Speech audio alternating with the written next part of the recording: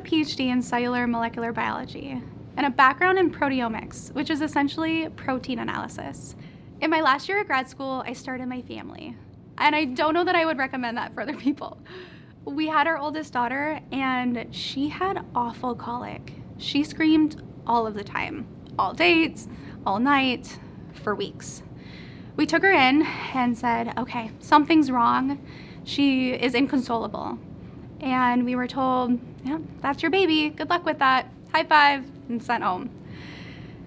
A few weeks went by, and we woke up to find her one morning completely covered in eczema from head to toe with a massively bloody diaper. We took her back in and said, oh, okay, now we definitely broke her. What do we do next? What is wrong with our child? At that point, we were told, maybe consider removing cow's milk protein from your diet. She might be reacting to something that you're eating. My mind was blown. That was the first time, even as a new mom who's breastfeeding and studies proteins for a living, that I had ever heard that I could transfer something to my breast milk from my diet.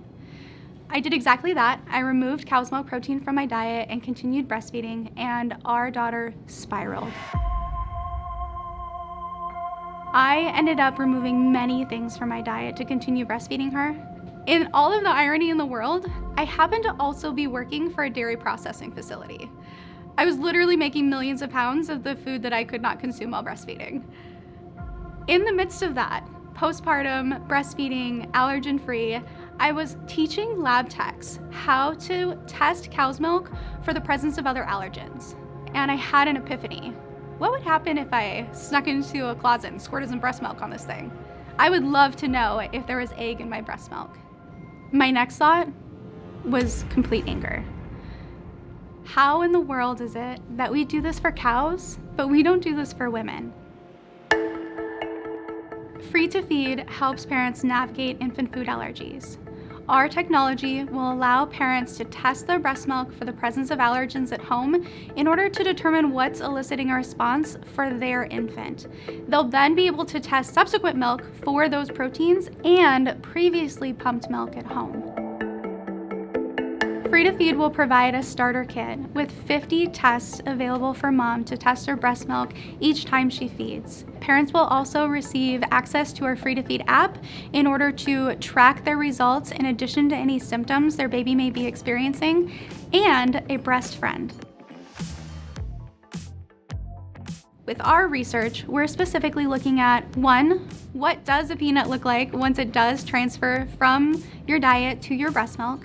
2, what parts of that peanut actually elicit allergic responses for infants? And 3, what will not cause cross-reactivity problems with human breast milk proteins? All 3 things have to exist together in order for us to be able to properly test human breast milk for allergenic proteins.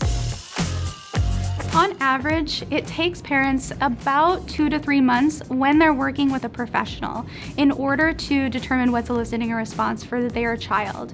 If they're working by themselves, which many parents do, sometimes it can take 6 to 8 months, if ever.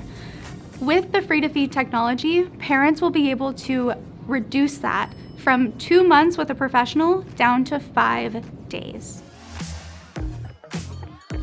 The reintroduction is just as important, if not more important, than the elimination process. Free to Feed allows parents to test the breast milk, so the reintroduction process is more seamless and makes more sense. Did the infant actually get the food that we're trialing back into mom's diet, or is she transferring it in a different way than originally thought? Our personal consults have an 86% success rate in parents continuing their breastfeeding journey beyond food allergic responses. Free to Feed is forging the path, empowering parents to continue breastfeeding through infant food allergies. To learn more about our mission at Free to Feed, please click the link below.